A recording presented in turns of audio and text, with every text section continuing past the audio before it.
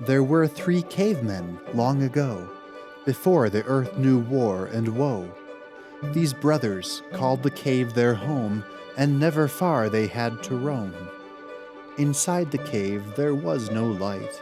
It was enough, the sun was bright. The eldest had a crafty soul. To plot and build things was his goal.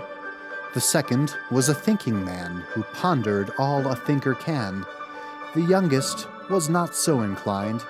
He only wanted to be kind. This kindly brother every spring fresh water to the cave would bring, though first a little he would pour to feed some flowers on the floor.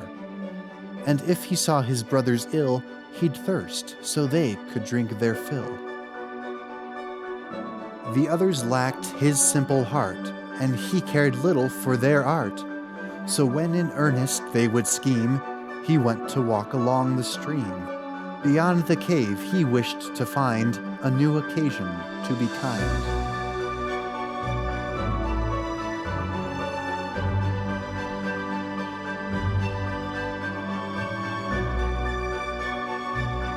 Some other cavemen lived nearby. In hills the kind one's path went by. He searched for berries as he strolled, and brought them to the sick and old. But now they warned him not to stray. A tiger prowled not far away. The tiger was a dreadful view, the old among the cavemen knew.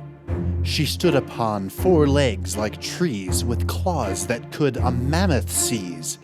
2 frightful fangs adorned her head, and where she wandered, cavemen fled.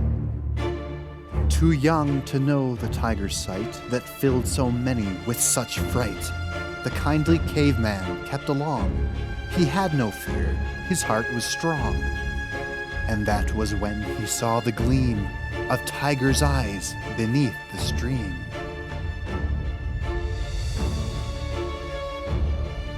A heavy rock had fallen down and doomed the mighty cat to drown. She struggled and she clawed the shore, but fighting only sunk her more. The caveman ran and pushed the stone and freed the tiger on his own. She clambered up to drier ground, then stopped and slowly turned around. Her gaze met with the caveman's eyes, which filled with wonder at her size. She only blinked, then took a stride, and left the caveman grinning wide.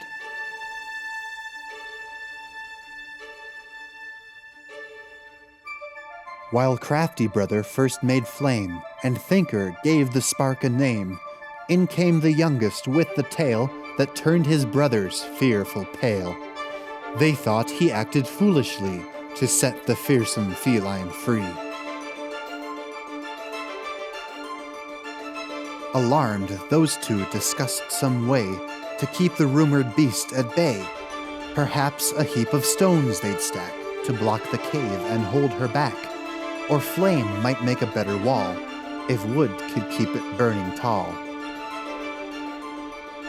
The thinker with a stick began to scratch the stone and trace a plan, and soon the cavern's wall was filled with pictures of the things they'd build.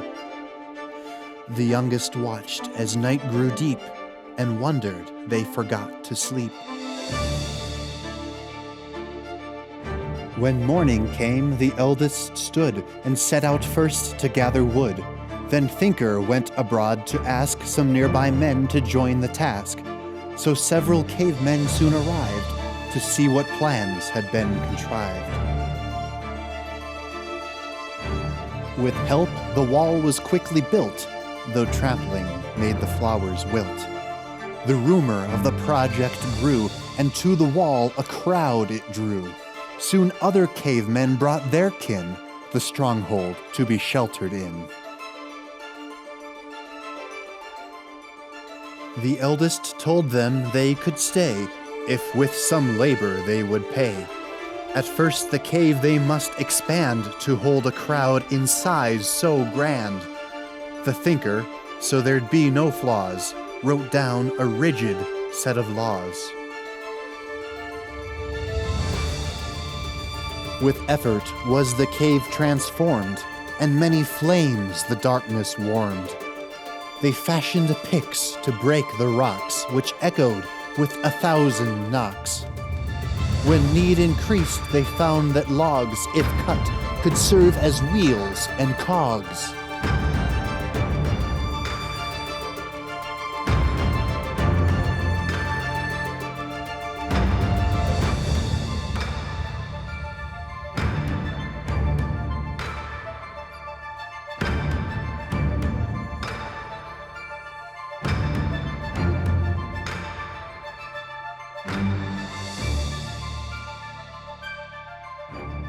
The kindly brother did his best, assisting all with food and rest.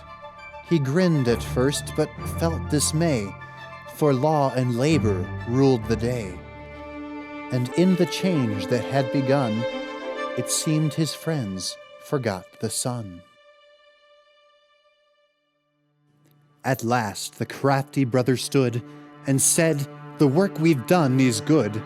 But in the building we forgot the tiger that must still be fought."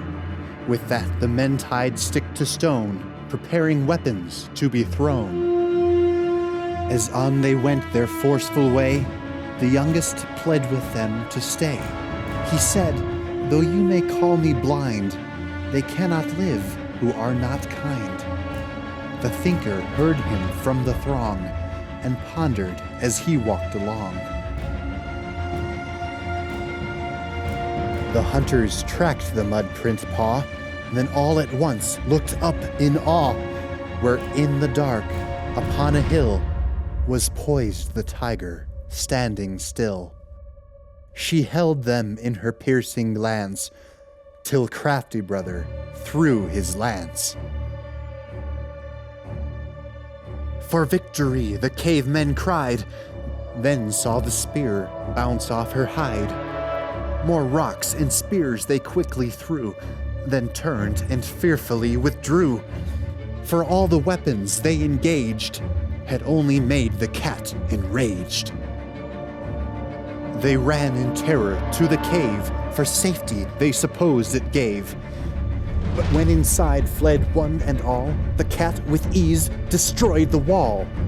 Now nothing more could hold her back, and all regretted their attack.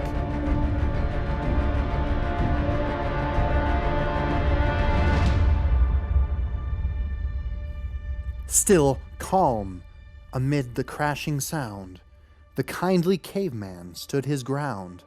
He did not feel a hint of fear or worry that his death was near. His brothers watched as, like a child, he stood before the cat and smiled. The strangest vision then occurred. The tiger ceased her charge and purred. She paced to where the youth did stand. He touched her head, she licked his hand. Then with a curt and gracious roar, she bounded out the broken door. In silence all the others paced, confused to see their work erased. But Crafty said, "This is our chance to leave the cave and go advance. Although the tiger tore this down, we'll build another, better town." The crowd agreed they must explore and not be cavemen anymore. As they prepared their home to leave, they heard the youngest brother grieve. "Though parted, I don't wish to be. Your world of strife is not for me."